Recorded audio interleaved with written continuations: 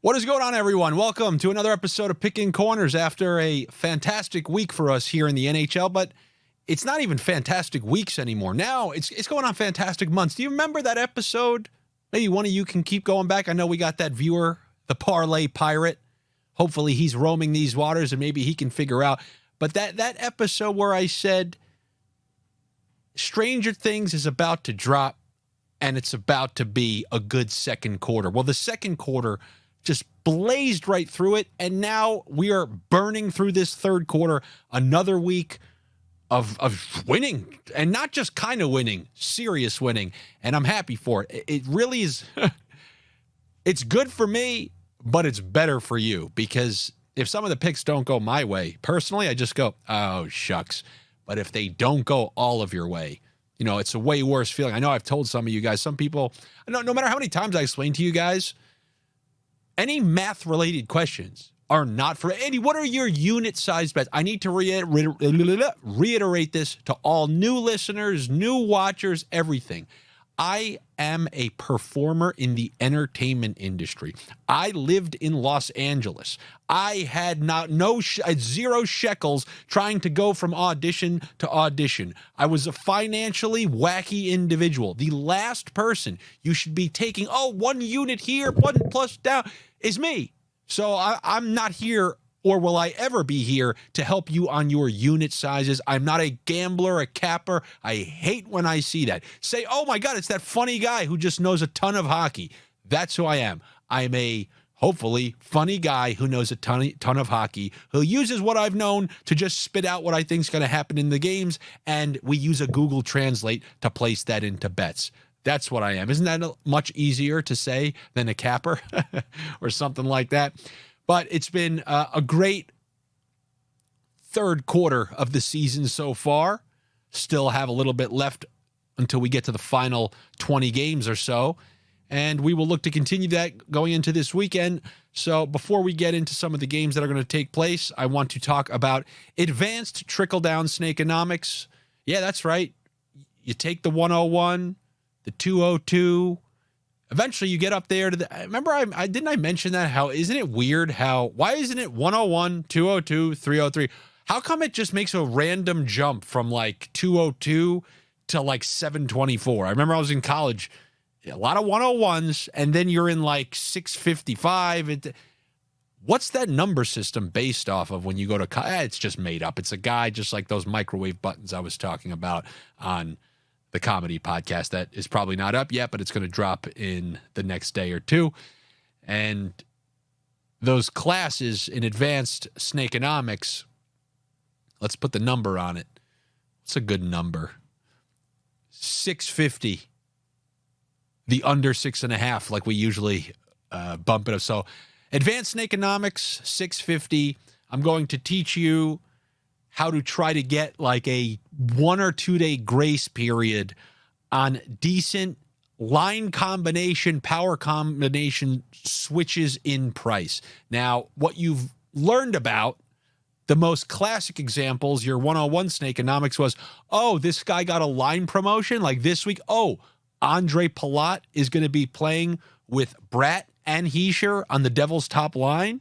And before Hughes came back, he was going to be on the top power play as well. Wow, we're getting him at plus 120. That's the pre-top line price that you're getting on the top line. And what has Palat done in the last 2 games? Point, both, as he was priced as a plus money player. That's traditional advanced, that's traditional Snakenomics. Now we're going to move on to the advanced part where power play combinations. A new great wrinkle on DraftKings Sportsbook, and this was introduced this week. They allow you to take the over and under on power play points. Now, if you've watched any of my videos, you've never seen me give out a single power play point over the entire time. Why is that? Because there are games where sometimes a team gets 1 crack at it. I would much rather take something like an assist that has a slightly higher payout than hope for a power play point if a team can maybe max get 2 chances in a game. Now, that I'll never take overs on power play points, but I will use unders on the right power play points to juice something else. Like last night, we gave out that Islanders pick.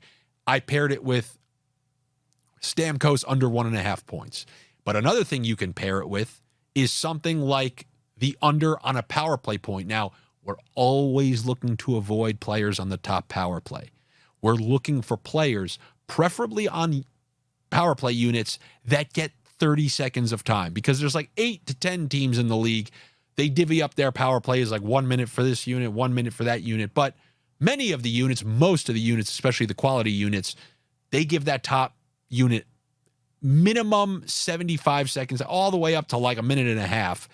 And if we can find the right guy on that second unit to take the under on his power play point, we can use that to juice things. And this certainly isn't going to be the case just looking at line combinations, taking a guy from the second line and adding it. Because if you were to take the under on a power play point for somebody like Anders Lee, who's on the Islanders' second power play unit, you're talking about minus 1,100. It's only guys on the top power play unit that have somewhat of a decent value. And this past week, we had 2 guys that we saw changed from the top power play unit and downgraded to the second.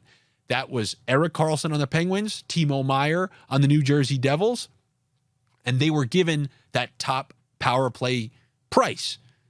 And those you can definitely add in, because you have to think about it. Erik Karlsson getting kicked from the top unit to the second unit. The second unit is going to get 30 seconds max. And if they have 2 power plays, you're talking about the final 30 seconds of each of those power plays.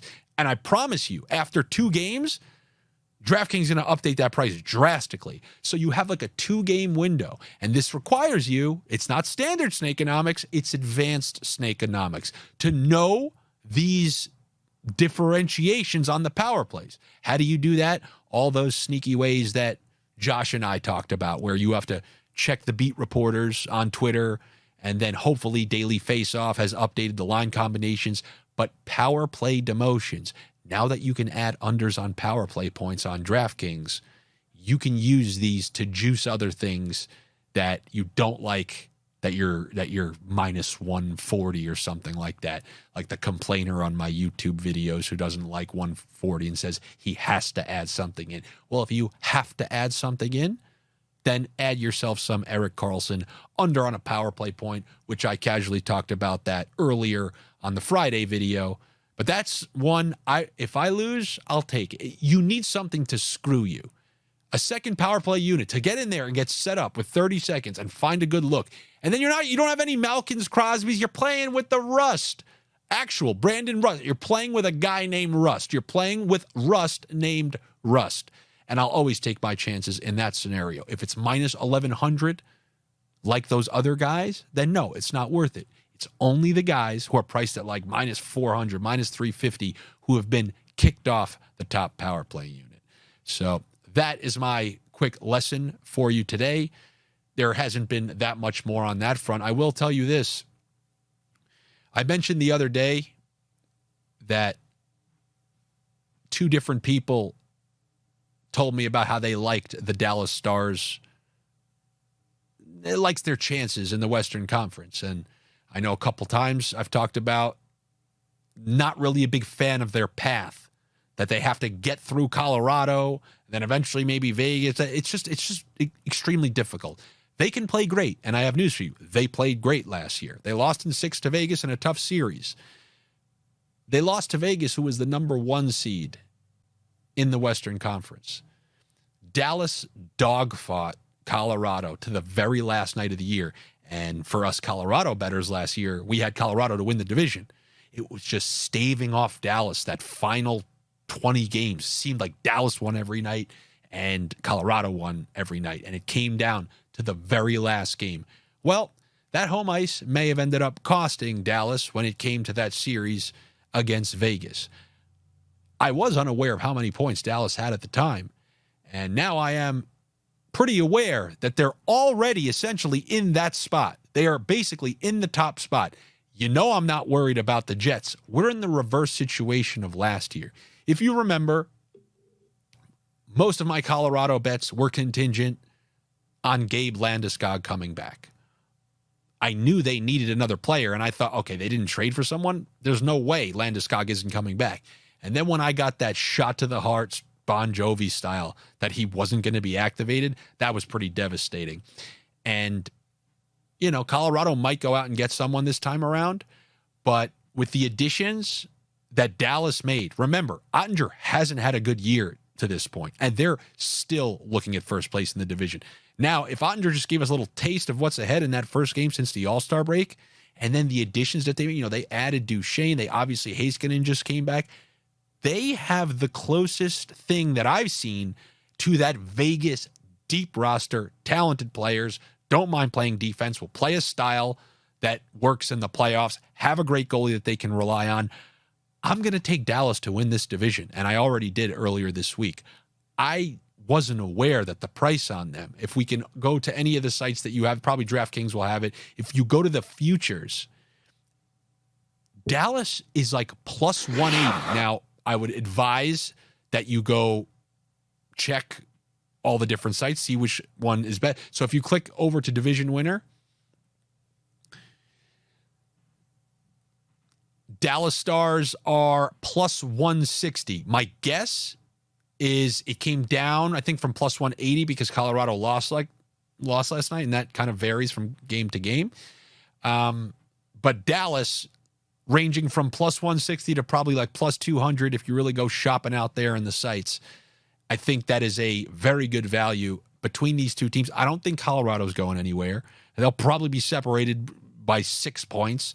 But this year, opposed to last year, I'm taking Dallas to end up on the right side of that division. The fact that they haven't played that well this year, they really haven't if you've paid attention to them, and they're sitting at the top of the division after playing like that, I don't know. I'm really not worried about the Jets. The Jets look like they're going to do exactly what they did last year. Maybe not as bad to the point where they fell all the way to the bottom of the division.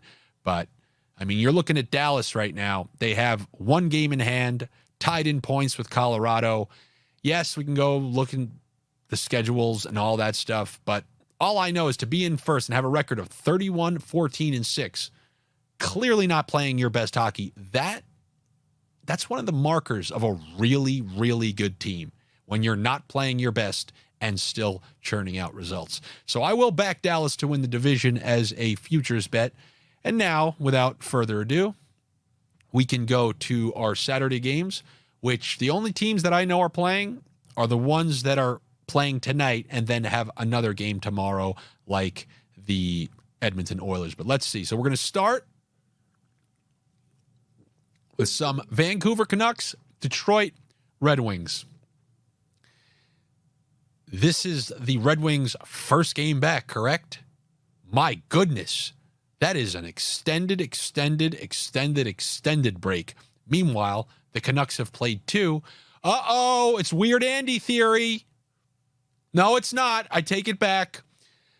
Vancouver Canucks are a West Coast team. I wanted somebody to go back and do the digging on West Coast teams at 1 p.m. games. It's a 10 a.m. internal clock. I cannot take a West Coast team playing at 10 a.m. on their internal clock. The only thing I will say is they've been on the East Coast for the entirety of the week. They played in Carolina, played in Boston, so maybe they're acclimated. But I wouldn't be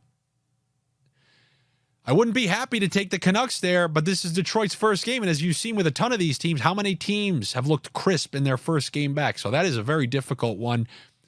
Blues, Sabres. My first thought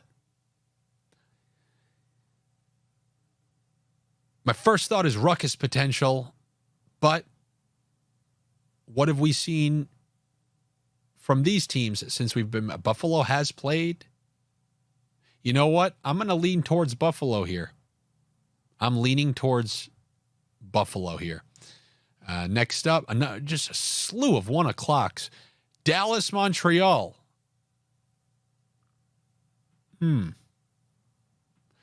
Dallas dropped the last one. What I'm going to do here probably is look at under on Canadians' goal totals, and I'm going to look at some of their player props and their new line combinations post-Monahan trade and see if I can find some unders that I like. Because one thing that I really like doing, and I'll be doing this with Aiden Hill the next time he starts, looking at some under on player props on the team that's facing a goalie that's playing well. I haven't determined if Ottinger is playing well just yet. Stood on his head the other night against Buffalo. You do that twice in a row, you're on my radar. Flames Islanders, not a homer pick. Once again, we're getting a good price on the Islanders. They're 2-0 since having those 6 defensemen in their lineup. It's the first time all year that they've had that full defensive core. Then when you couple that, I mean, just rinse and repeat with what I said the other night. A team with a renewed energy and a renewed style under Roy with all 6 of their defensemen coming off a 6-goal performance. I'll take the Islanders, but I will say this. Flames are coming out the All-Star break with 2 road wins in a row. 2 converging energies. 2 teams that have won since All-Star break both games. I guess we will see. Washington, Boston, my snap reaction is bump it up under 6.5. You guys know how I feel about Washington all season. That's obviously bore out the way that exactly I thought that it would. And you know what I don't like about orcs who challenge? So that they threw their challenge flag throughout the first quarter of the season. They should have to lose some theoretical timeouts. Like, they should not, anybody who made those comments, they should be locked, not by me. The world should lock them from commenting on YouTube things. And then you'll think a little more carefully before putting idiotic Washington Capitals comments. It's over. Let go. You're too old. Nobody listen to techno. How many times do I got to tell you the Without Me lyrics? Okay, so that's it for that one. Oh, man, a rematch of that wild affair between these two.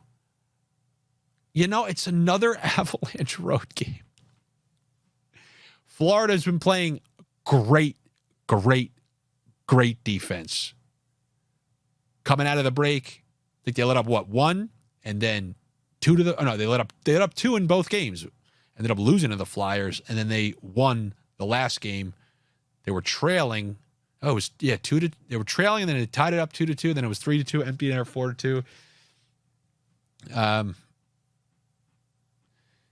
Man, to see the minus next to an over with this Panthers team.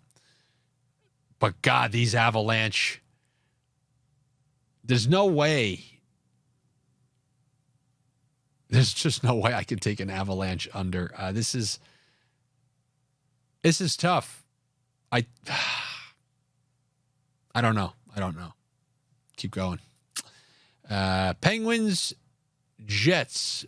Jets get a chance to go home and repay that favor to the Penguins, and they're big favorites. I'm going to find things in that game, but just looking quickly and set, I don't know if I should just spit it out. Like, oh yeah, do this. Winnipeg's on a big losing streak. Oh, I'm sorry. Pittsburgh's playing tonight, has to travel to Winnipeg. Winnipeg, who's lost 2 in a row. This, to me, is a Winnipeg. They really need the win. And they'll be facing, I'm not 100% sure who they'll be facing in net. But to me, that one smells like Winnipeg. Next up, we got Shomal. Oh, you know how this goes. A team, all offense versus you saw how this went in the playoffs. Devils should be thirsty for wins, but I just truly don't think they have some gear. No, now we need to win. Let's play carefully. They're going forward. They're going to try to outscore you. Either they're outscoring you or they're losing. If Svechnikov comes back, I'll really like the Hurricanes. But in a matchup between these two, this is like the antithesis. This is like Andy versus YouTube commenter. A YouTube commenter knows nothing and just wants to go forward all the time. They don't know how to hit the brakes. It's all offense all the time. I don't need to learn about defense. 2024, you're out of the playoffs in 5. And maybe this one will be similar to that. I got to see what's up with the Carolina goaltending situation. But obviously for me, this one would be a Canes bet. Flyers cracking without thinking. That's a full bump it up under 6.5. This was an easy under the first time around in Seattle. I'll be looking for that under to be returned in the opposite direction. After that, still 7 o'clock. Lightning Blue Jackets. Have the Blue Jackets played yet? I would think a bounce back effort should come from the Lightning, I'll find point props in this one. This has potential 2 here, 2 there, 2 there. We will figure that out tomorrow when the lines are. And if you want those picks, you know where to get them. You got to join the Patreon. It's the least you cheap bastards can do after this past week. Have I made you $20? Have I made you a lot more than $50? You know, on the podcast, I also talk about how there's a contingent of waiters and waitresses who are uploading videos on TikTok exposing how cheap 2024 tippers are. Maybe I should make some TikToks about you. Ottawa, Toronto, this one, I just go ruckus every time without thinking. So I'm probably going to go over here and 2 points this guy, 2 points this guy. As I told you, it's nice when you don't have to think. I'm going Senators plus 1.5. Both teams score 2+. Over. Point this guy. Point that guy. I'll figure it out. Check it on the Patreon. Coyotes, Predators. Nothing. I got nothing. Predators are a very weird team. And then Kings, Oilers. I'd be a fraud if I didn't deploy my you get a free win when your coach gets fired. The Islanders got their win against Dallas in Waz's first game. Every single team other than the Senators who have fired their coach got that free win. I'm expecting the Kings, who they got that win going into the break. I thought that set them up well coming out of the break. Now with a new coach, let's see if they have some renewed vigor and energy. I think I'll take the Kings there.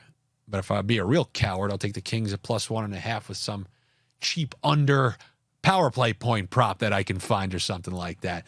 Anyway, that's what I got for you for this Saturday as a first glance. As I just said, if you want the full assortment of picks that I'm going to have to try to find, like in that game of operation without buzzing, then subscribe to the Patreon. It's patreon.com/Andy Francess. There's also a ruckus chat thread in there where, I don't know, some basketball maniacs are putting basketball bets. They're putting golf bets. They're putting I don't know what they're putting, but they're putting additional things, and I try to interject some funny stuff. That's also where I can update the picks, because one last thing that I forgot to mention, this is always something that you guys should do. If I ever give bump it up unders and you're watching that video the night before, right? It's 7 a.m. or something, and you watched my videos, you saw the bump it up unders like yesterday.